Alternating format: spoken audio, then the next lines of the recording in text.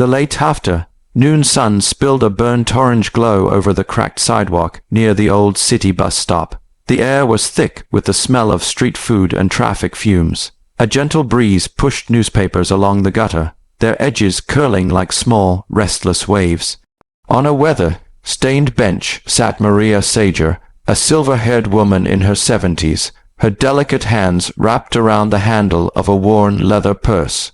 She waited calmly, as she did every Thursday, for the bus that would take her home.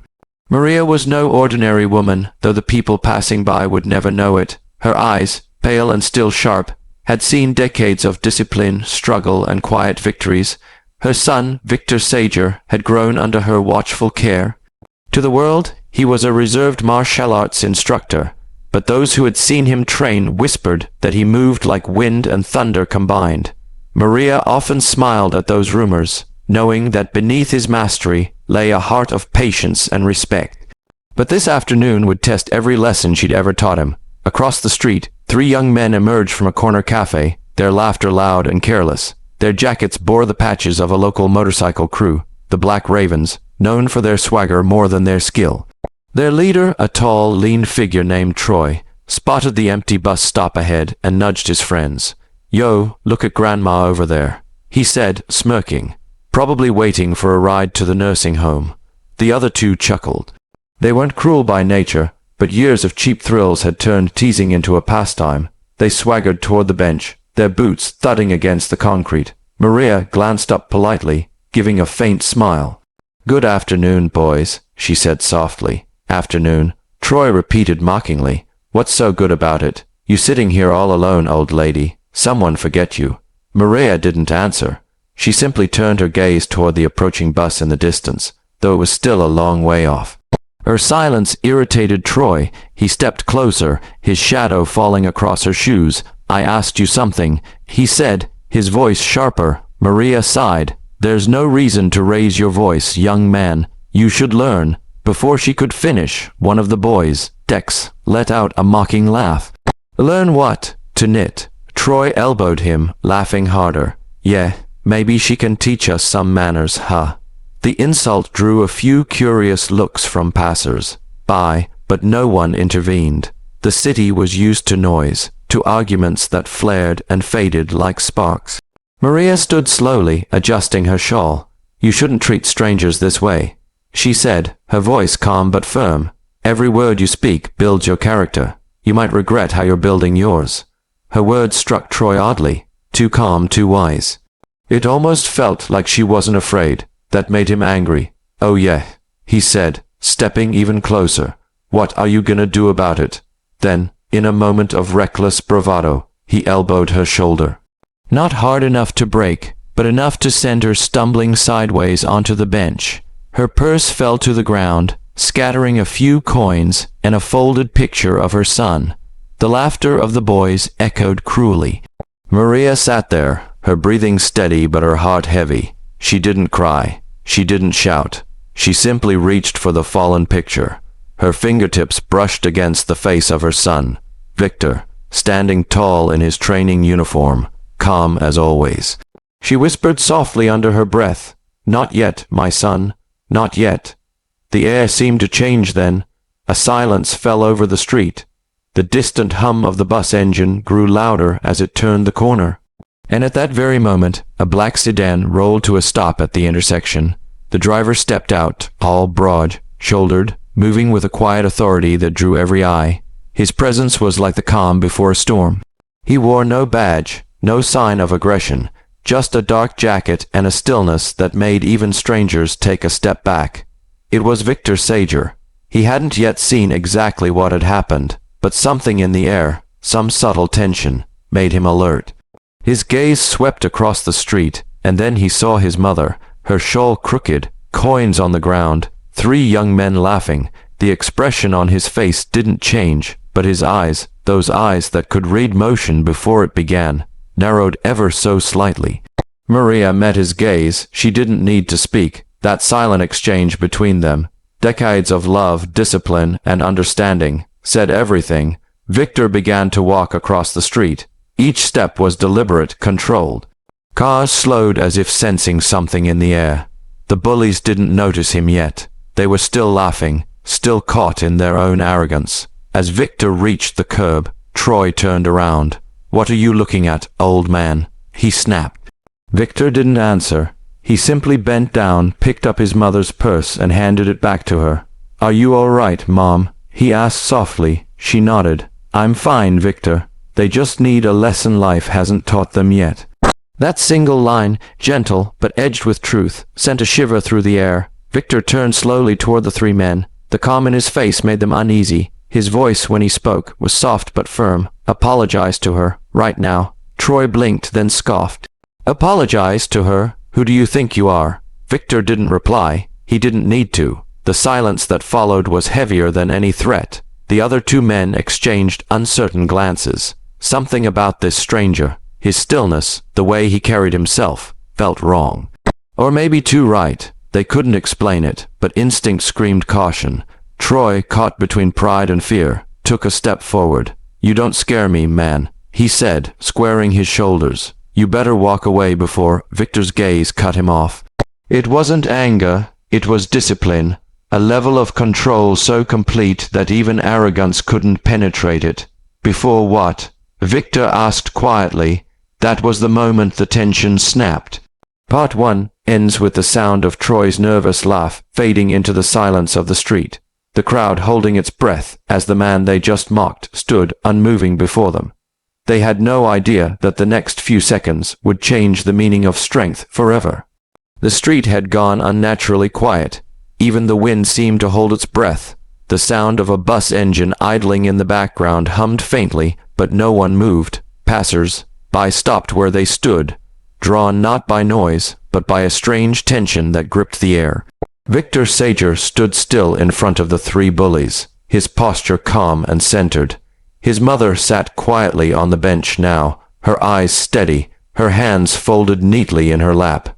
She knew that her son didn't lose his temper. He didn't shout, didn't fight out of anger. But when discipline called, his actions spoke louder than words ever could.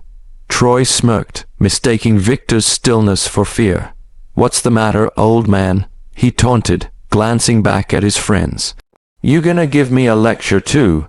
Victor tilted his head slightly, studying him the way a hawk studies a mouse before striking. "You're not my student," he said quietly, "so I won't waste lessons on you, but you hurt my mother, and that," he took one slow step forward, "requires correction." The smallest of the three, Dex, shifted nervously. "Hey man, we didn't mean—" Troy cut him off with a glare. "Shut up, Dex, I got this." He stepped closer, his chest puffed out, arrogance thick in his tone. "You better back off before Before the sentence could finish, Victor moved. The motion was so fast, so fluid, that no one saw the beginning, only the end.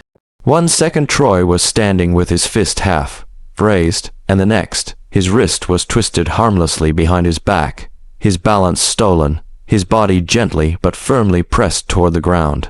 There was no pain, just shock. Victor didn't strike. He didn't even tense. He simply redirected the young man's aggression back into his own movement, a perfect display of control. "Balance," Victor said softly, his voice carrying in the stunned silence.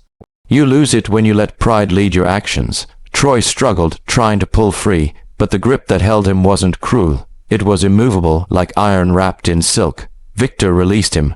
Troy stumbled back, red, faced and furious. The crowd that had gathered began to murmur. "Yo, what just happened?" Someone whispered. "He didn't even hit him." Another replied. Troy clenched his fists again. His ego burned hotter than his wrist. "You think you can humiliate me?" He spat and lunged forward with a wild punch. Victor didn't move his feet. He shifted his shoulders just slightly, and the punch met empty air. In that same motion, Victor's hand tapped Troy's elbow, a small, almost invisible redirection, and the momentum sent Troy spinning forward, tripping over his own feet. He hit the ground hard. Dex took a hesitant step back. The third bully, Lance, squared up, too embarrassed to stay quiet. "You think you're tough just because you can do some old man tricks," he sneered, trying to mask the tremor in his voice. Victor turned to face him, his expression calm. Tough, he repeated, no, controlled. Lance roared and charged. It happened again, only faster this time. Victor sidestepped, placed one open palm on Lance's shoulder, and used the boy's own force to pivot him straight into a soft but unshakable hold.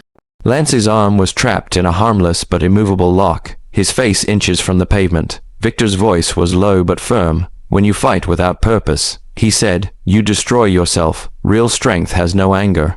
He released the lock and stepped back. Both Troy and Lance stayed down this time, breathing hard, their pride bruised more than their bodies. Maria watched silently. Her eyes reflected both sadness and quiet pride. She had raised her son to fight only when words failed, and even then, to let every movement carry meaning. The crowd began to clap softly. A few people murmured in awe. He didn't even hit them, someone said. He just controlled them. Victor ignored the applause. He turned to his mother, helping her up gently. Let's go home, Mom, he said softly, but Troy's pride wouldn't let him stay silent. Wait, he barked, getting to his feet, his voice shaking with humiliation. We were just joking around, all right. Victor stopped, half turned his head. That's not a joke, he said quietly when someone gets hurt. He stepped closer again, his eyes locked on Troy's. An apology can rebuild what arrogance breaks. Use your voice for that. Troy swallowed hard. His friends looked at him, waiting. He hesitated, but something in Victor's stare, calm yet unyielding, pushed him past his ego. He turned toward Maria. I'm sorry, ma'am, he muttered, his voice low. Maria smiled kindly, not out of pity, but forgiveness. You're young, she said gently.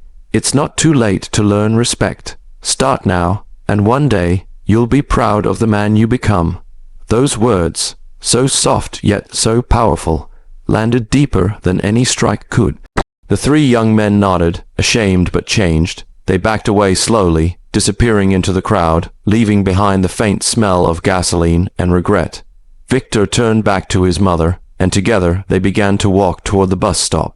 The crowd parted to let them through. As they passed, a young boy tugged at his father's sleeve and whispered, Dad, who was that man? His father smiled faintly. Someone who doesn't need to prove he's strong. Victor didn't look back. The setting sun threw long shadows across the pavement, painting the world in hues of gold and crimson.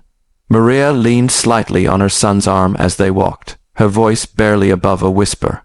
I taught you to be kind.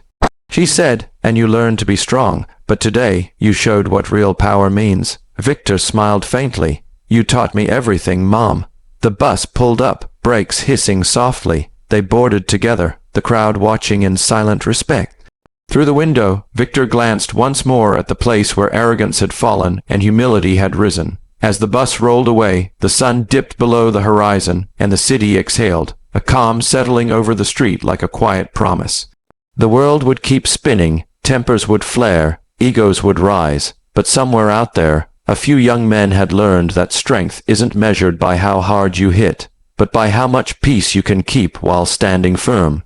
And Victor Sager, the man who needed no recognition, disappeared into the evening light, his mother beside him, her heart full of peace, knowing her son had once again proven that a true warrior's victory leaves no scars, only lessons.